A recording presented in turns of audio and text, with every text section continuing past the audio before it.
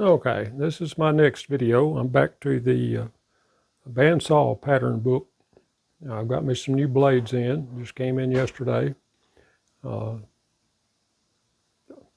doing this video, not sure when I'm gonna get to post it. I get up this morning and I have two internet services and both of them are down this morning. So I don't know what's going on out there in the world. But I'm way behind on getting a video this week. It's Thursday and they're just now starting and waiting on blades to come in. And I had other issues and things to take care of, storms and animals to tend to. But regardless of that, here I am going to try to get this video up. I've already tried this one once and I had a problem with the blades, and that's the reason I stopped and ordered new blades. I messed this blank up trying to cut it with a smaller blade, so I had to cut a piece of it off and glue it back on to get back to where I am, this beginning point, and I had to downsize the pattern slightly. It's still ever so slightly large, but I'm going to make it work. So I'm going to get the pattern on there. I've got some very large blades, some pinned in blades that I think will cut these first cuts. So what I'm going to do, you got this solid black line. I'm going to cut that, and that's going to be the lid. This is going to be a lidded box. I've got some hinges here I'm going to use. I don't have a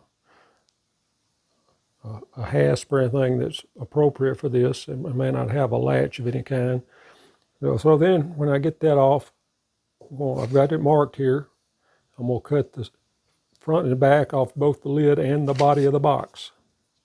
And then I'll cut the dotted lines and glue these pieces back on, and then mount the lid. That'll basically be the box. It's just that simple, but these cuts can give you some problems. What I'm going to do, I'm going to start over here on one side and come down so far, and then I'm going to come back to the other side and come in, because sometimes you go all the way through, the blade's getting dull or whatever, it wants to get out of line over here and you won't get a straight line across the top. So I'm going to cut those straight lines the first thing, and hopefully I'll make it come out. It won't be off much if it's off at all where I join up. That's sometimes can be a problem, but we'll see. The first time I did this, that's what happened. I was way off. The blade warped right through here, and it was really off so much I couldn't fix it in any way reasonably. So let me get this mounted, get some of my large blades in the saw, and hopefully I got one with the right tooth configuration that I can cut this without it bouncing and beating my fingers to death. But I've got some to experiment with if I have problems. So let me get over there and try to cut it.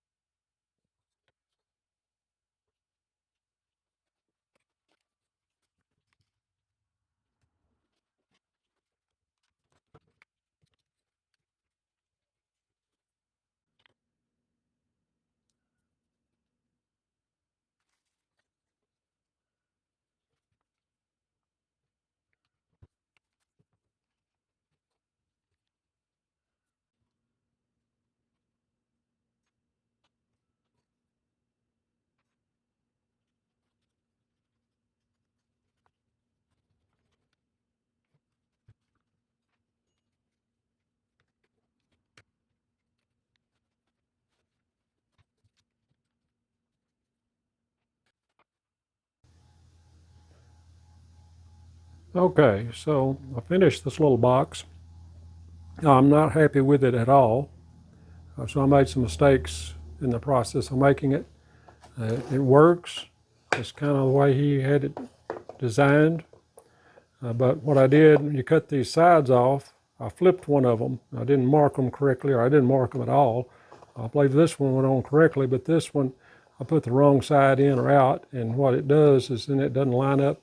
You get some gaps right here that you wouldn't have if you'd put the cut together the way it was cut.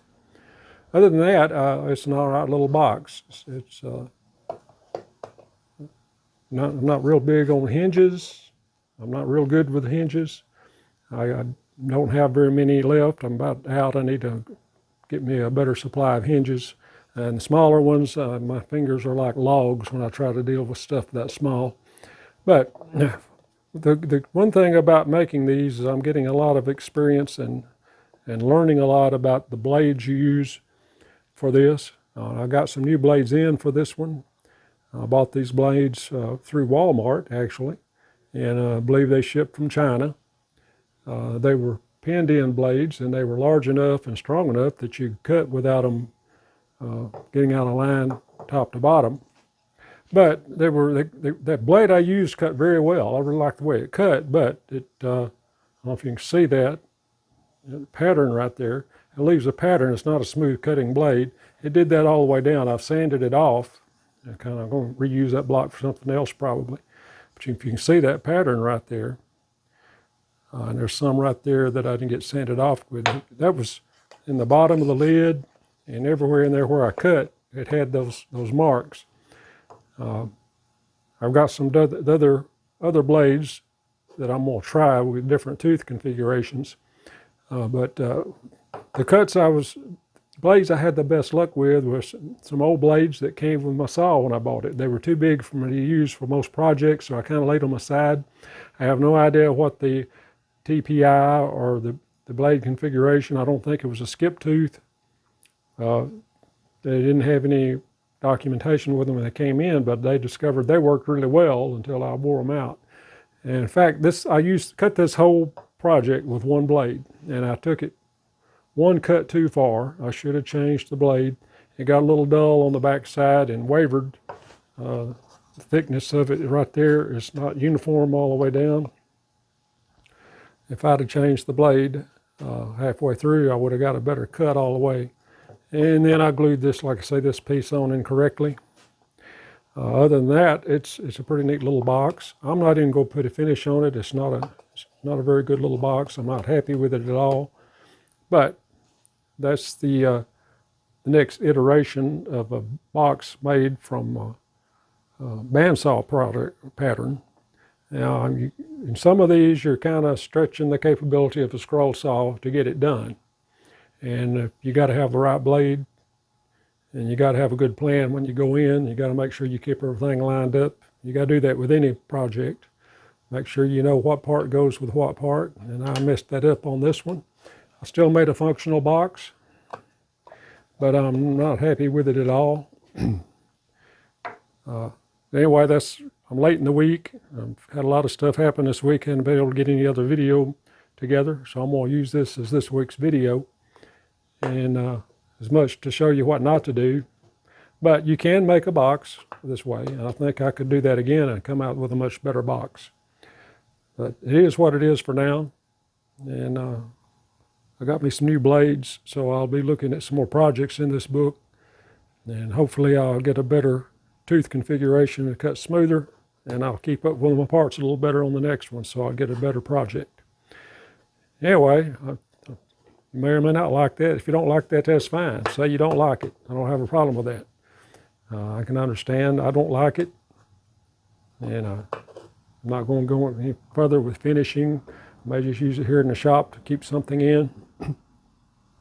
And I may do this again once I get a little more experience with the blades I bought to know exactly how they cut.